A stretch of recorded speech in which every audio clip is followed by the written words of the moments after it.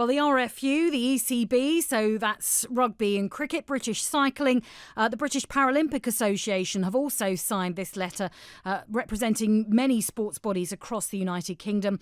The government is scaling back its energy support scheme from April. And the fear is that leisure sector is going to lose out. Libraries, museums, galleries will be eligible for extra help, but pools and leisure centres will not be protected.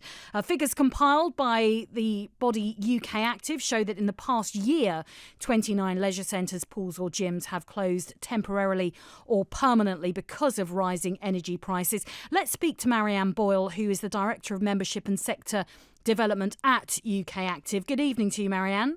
Hi, evening, Emma. Thanks so much for having us. No, it's fine. So I remember having this conversation with your organisation before, I think back in January, speaking to Hugh Edwards from ukactive and just suggesting at the time that there were difficult times ahead for leisure centres, for gyms, for sporting organisations, and this fear that they're not going to get the help they need to remain open. So today you've had support from lots of sports organisations, lots of top athletes as well. What kind of difference are you hoping that this will make?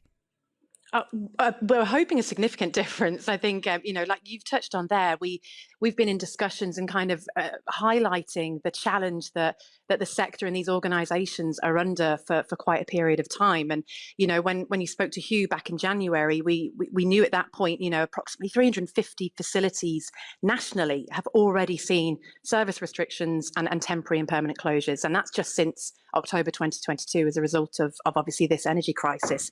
And what we're looking at from April the 1st is, a significant increase in that number across 31% of council areas that are at risk of losing leisure centres and reduced services. And that's, I think, the fact that we've got these signatories and these bodies, from, like you said, national governing bodies, top athletes, but also, health organisations on there. People recognise that this is a real challenge. And we just hope that this letter will be something that, with a very important few weeks coming up with a budget on the horizon, that the Prime Minister really sits up and takes notice of. Do you think that sport isn't considered as important as other areas? I mean, it's interesting to read that libraries, galleries, museums will get extra help, that sports clubs and gyms won't. Do you understand the reasoning behind that? Yeah, I mean, it's the way they've worked out the energy bill discount scheme going forward from April onwards. Obviously, we were part of the package up until April, and even being part of that relief scheme has seen the closures that I've just mentioned there in terms of 350. You look at from April onwards, that tipping point is massive in terms of the impact it's going to have on sector, on swimming pools, on leisure centres, and ultimately on the communities that use them.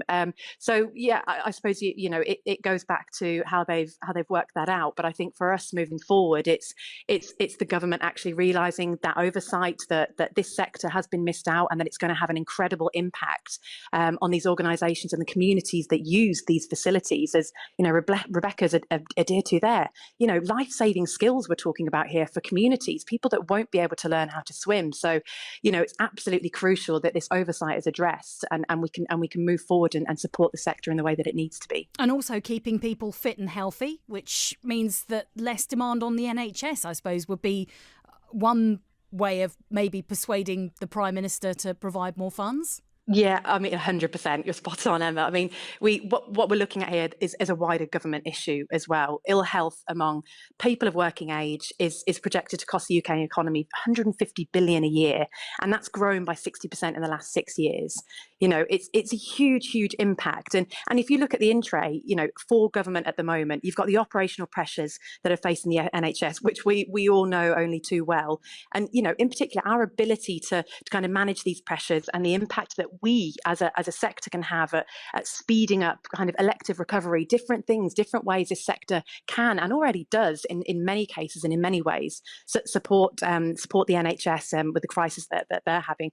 There's so much more: adult mental health, health, young people's mental health, the growth in long-term sickness absence that we're seeing, and people of working age becoming economically inactive, this longer-term impact, they're all areas that our sector and the physical activity sector has a crucial role to play in being that kind of first mile of support for the NHS. We speak so regularly on the London Sports Show about the value of those sporting organisations, those opportunities for people in inner cities in particular to keep themselves active. Yeah, exactly. You can't put a figure on it. People try, but the value that this sector brings is hugely important, especially like you say within an area like London and the inner city areas. Again, swimming lessons, which we've touched on, the multi-sport, the bespoke programs that are available for women, disabled people, ethnically diverse groups, and specific projects that are happening across the country that really support people with long-term conditions like multiple musculoskeletal, cardiac, cancer, and diabetes. All absolutely crucial things that are on the in tray for the NHS that our sector is supporting. All of these type of activities and provision and services are going to be severely impacted if we don't see action. But your reply from that letter could well be, we just don't have the money. We don't have, a bottomless pit of funds. It could well be. I would hope it's not, and I would argue that it shouldn't be, because actually the economic impact of not supporting this sector is much greater than the ask of what this sector requires to help it survive through this absolutely crucial period. We've just come out of COVID, and what we're talking about here are a lot of not-for-profits and a lot of charity organisations that have had to use the minimal reserves that these type of organisations managed to rack up through COVID just to get them through that. And we just got through that. What we're looking at here is a crisis much, much bigger than what we experienced through COVID if we don't get the support. And we've got organisations that no longer have the reserves that they had pre-COVID to be able to try and prop themselves up to kind of get through this period. So it's a challenge, and it's an issue the government just cannot afford to ignore. Marion, lovely to speak to you this evening. Thank you very much for your time.